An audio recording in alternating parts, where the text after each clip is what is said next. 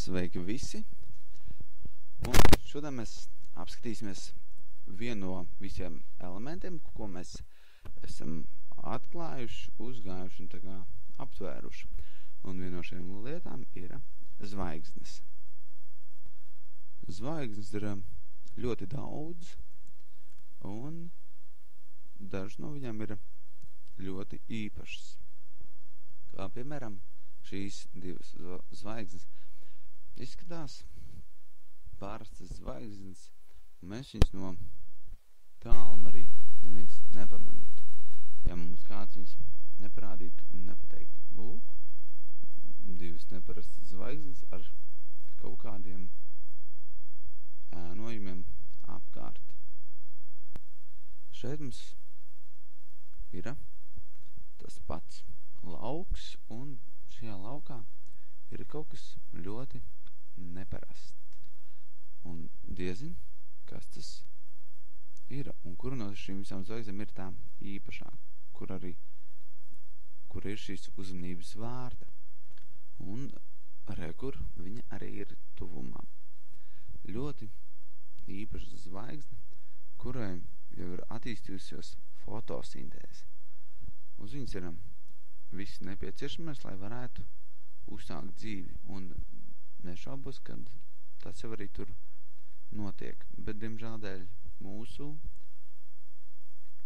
kameras un satelītu uzņēmumiem mēs redzam to tā, kāds ir.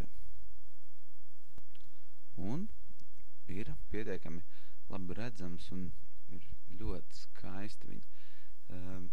Iespējams, un visticamāk, kad uz viņas jau ir kaut kāda dzīvības forma, kāda viņa ir, to šaubos, ka mēs varētu noskaidrot, jo, lai nonāktu līdz viņai ar jebkādiem instrumentiem vai tieši organisms, lai tur nonāktu, es domāju, tur paiet vismaz 2 paudzes. Un vistrakākais ir tas, ka šādu planēšu ir ļoti daudz šajā milzīgajā telpā, kuras izskatās jau attīstījušās. Bet kāds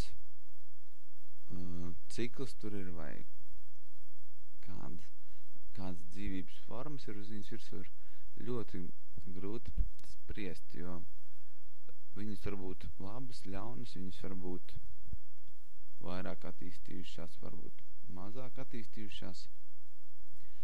Bet zinu vienu, kad jebkura dzīvības forma sazinās, un arī nešaubos, kad visums jau zina par to, kad eksistē cilvēki, kam kaut kas rūp, un tie, kas mēģina kaut ko sasniegt. Jo zāle un daba, viņam ir pirmsākums mums pašiem. Viss nāk no ūdens, un ūdenī rodās viss, ko vien var iedomāties. Un arī viss labais un arī ļaunais tur rodās. Kā mēs redzam, šīs man 2 zvaigznes, kas iespējams ir vienkārši, tā ir sakritība, kad viņas ir sastājušās šādā veidā. Es, protams, to pārbaudīšu pēc pāris mēnešiem, jo viņas ir tās, kas atgādina man 2 galvenos varoņus. Labo un ļauno. Ļaunais, protams, ir šoreiz mums zilais. Viņam ir tāda izstās lielāka galva, mazāks tas rumpīts un mati. Un arī labais ir vienādas formas, var teikt, un viņam ir spārni. Bet abiem viņam ir virsū tā kā riņķīši, jo viņi abi 2 nāk no vienas vietas. Tikai, lai viņas atšķirtu, ir noteikti krāsa. Šī ir ļoti skaista zvaigzne. Ja varētu ielikt viņu gredzenā, es domāju, jebkura sieviete būtu gatava precēt to vīrieti, kurš viņu sniegtu. Bet tā kā viņi, diemžēl, nevar pacelt, tad uz viņu var skatīties, un viņa ir ļoti skaista, varbūt dēļ tā visa fona. Viņa rādi tu šo piesaistību viņai. No attāluma viņa izskatās tāpat kā jebkura cita zvaigzne, kuru mēs redzam, bet, lai saskatītu viņas īsto būtību, kā viņa izskatās un kādas ir viņas proporcijas, vajag ļoti dārgu un iespaidīgu sistēmu. Arī šī zvaigzne ir abrīns vērta, jo viņa ir neparasta ar to, ka viņai enerģija nenāk no vidus, bet viņa ir apkārt, un cauri var redzēt turpinājumu tam visam, un tas ir ļoti neparasti, jo es viņu ieraudzīju, un uzreiz piesaistījās skatiens pie viņas, jo, kad pievelk tuvāk vēl, tad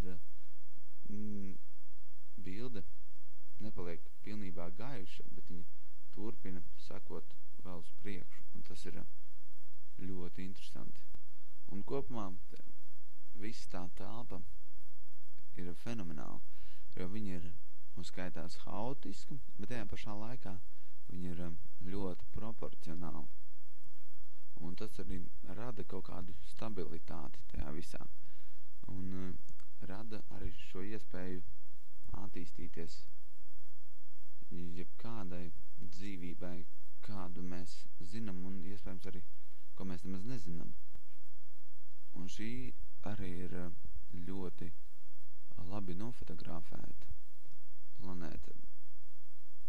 Tikai kā vienmēr, un tāds arī ir, ka gribās, lai tā kvalitāte ir ļoti laba un gluži vai perfekta, tā, lai tu viņu varētu redzēt īstu, kā viņi ir. Tas viss izskatās gluži kā sliktas grafikas spēle, kurā ir redzami kaut kādi noteikti objekti. Un šī ir zvaigzne, kas izceļās no viņām visām, jo viņas attālums ir tāds pats kā viņām visām. Viņi varbūt pat atrodas vēl tālāk par šīm zvaigznēm, bet viņas lielums ir daudz lielāks kā šajā telpā, ko mēs redzam kopumā. Un viņas formas un šie tik detalizēti viņi izskatās tādā attālumā labi, kad grūti spriest, kas tas tāds īsti ir par objektu. Un mazliet tuvāk viņa ir izplūdusi, bet viņa joprojām atstāja tādu ļoti grandiozu iespaidu par to, kad spēja eksistēt kaut kas tik unikāls šajā visā skaistajā visumā. Un jāpasakās ir Googles firmai, kas ir devis mums šo lielisko iespēju ieskatīties un apskatīties šo visumu mazliet savādāk. Tā kā mēs nebūtu to spējuši izdarīt, ja mums nebūtu šis lielais informācijas klāsts, ko viņa un šī firma mums ir sniegusi. Google ir savākus visvairāk informācijas no visas pasaules, jo viņai ir iekšā tik daudz informācijas, cik vispār informācijas ir. Varbūt tur trūkst vēl pāris megabaiti, varbūt terabaiti ar informāciju, bet es domāju, ka drīz vien tādos tempos, kādos mēs attīstamies, es domāju, ka mēs piepildīsim visu šo tukšo telpu, šo melno caurumu, ko sauc par internetu, ar tik daudz informāciju, cik prāts vispār kopumā zina un cik viņš spēja aptvert. Un tad bija prieks jums parādīt to, ko es esmu iemūždinājis par šo visu laiku, ko es sēžu šajā internetā, un ceru, ka jums patika.